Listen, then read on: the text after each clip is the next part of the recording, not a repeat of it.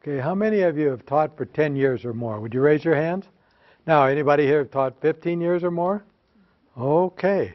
Now tell me about the difference between the kids that you were seeing 10 and 15 years ago versus the ones that are coming into the classroom right now.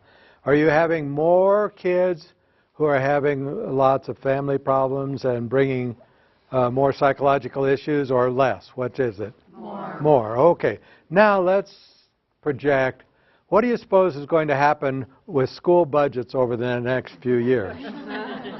Are you imagining that class sizes will get smaller or larger? Larger. That you'll be dealing with more kids with problems or fewer kids? More. Okay. So then the next question is, how many of you right now have plenty of time to discipline and correct all the things that go wrong in your classroom? How many have time now? Okay. What if your mindset was, my job is to keep the teaching rolling and save up the consequences for the big issues where an important life lesson needs to be learned, and I'm going to do whatever I can to kind of nip things in the bud before they get out of control so that I don't have to discipline. Would that make your life any better? Yes. Okay. Now, have you noticed that the teachers who are really successful have some kind of weird peripheral vision? And they can notice things happening before they get started? And a lot of teachers who have problems, they don't recognize that there's a problem going until it's full blown. But if we're lucky enough to be one of those persons who can train ourselves to just be scanning the audience constantly and seeing where things start, and we could do some little things to stop it before it gets out of control, life should be better, shouldn't it? So you'll be learning about a series of interventions called Quick and Easy Classroom Interventions. These are all on an audio CD also, and I suggest a lot of people find it really helpful to listen to those to work on the every day and on the way home, but especially on the way in. Because think about this. Let's suppose you're driving into the parking lot, and all the way from home you've been saying, I hope the kids behave today so I can get some teaching done and do what I'm supposed to be doing. What's the chance that you will be upset by 9 o'clock? What's the chance that you'll be angry by 9:30? Yeah. But what if instead you've been listening to your Quick and Easy Classroom Interventions, and you're driving into the parking lot and you're saying, man, I hope some kids mess up today so I can practice these new skills and show off a little bit. Is that a different mindset? Okay, so then are you going to be angry if they act up or angry if they don't act up? Which is it? Okay. And those skills involve some subtle little things. Like there's Brittany over there, and she's starting to get things going over there. And so I might want to give her the evil eye. Anybody here need help with how to give the evil eye?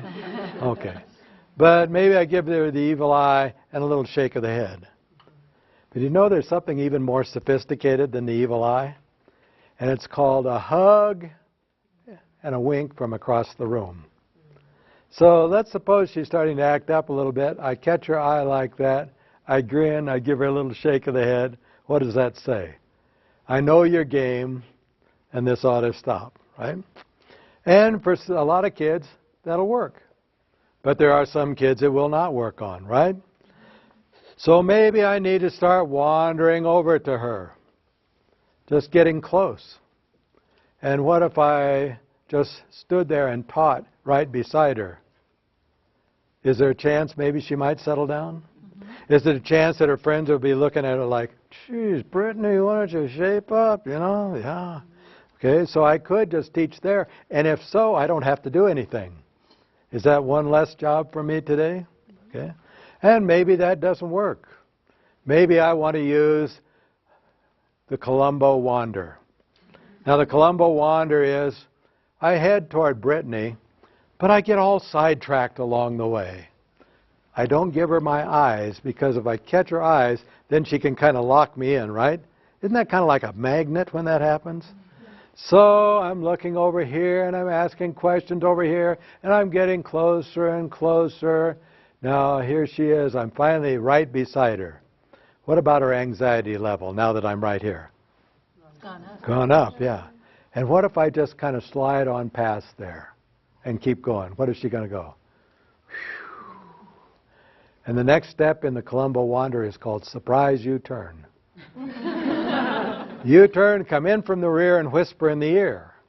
Now, there are a lot of things I could do, but the goal is, how can I break the spell? How can I kind of nip this, have a little fun at the same time, and keep on trucking, keep on moving, keep on teaching? So maybe I come in from the rear and I whisper in her ear something like, Brittany, could you save that for the music class? Thank you. And walk off. Now, what if she grins when I do that? Have we broken the spell? Can I keep on moving? Do I have one less job to hassle with today? Okay.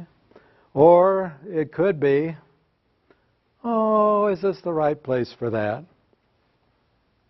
Always ending with what words? Thank you, yes, and move on. Here's another one. I've known some teachers to come in from the rear and whisper. And why do we whisper? So they don't have to save face and do something dumb, okay? Just because I like you, should I put up with that? What comes next? Thank you, and move on. What is that thank you? It's the assumption of compliance, right?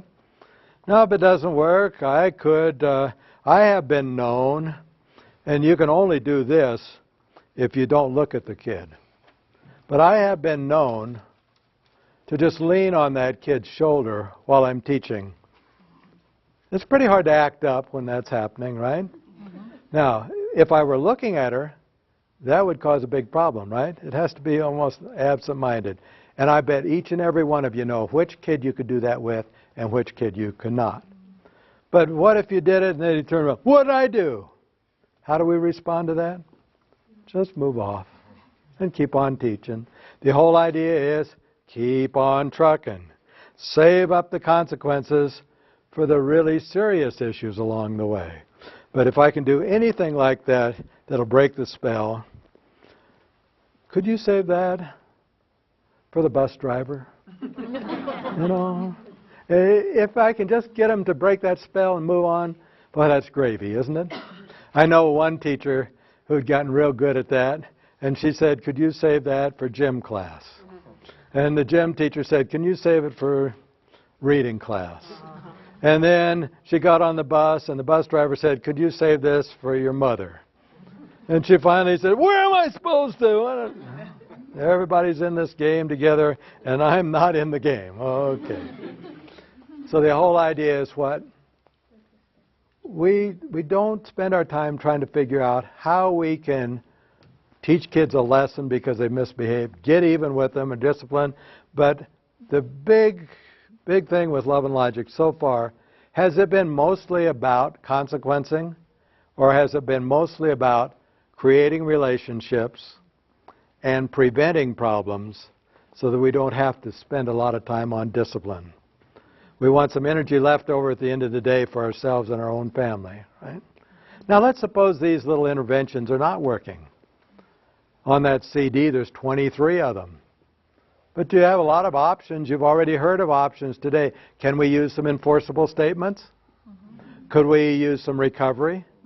Could we delay the consequence and say, I'm going to need to do this, something about this, but not now, I'll do it later? We have all those different options. So as I'm teaching, I'm thinking to myself, what kind of things can I do so that discipline is not an issue in this classroom? And here we have some. We'll be talking about some more as we go along.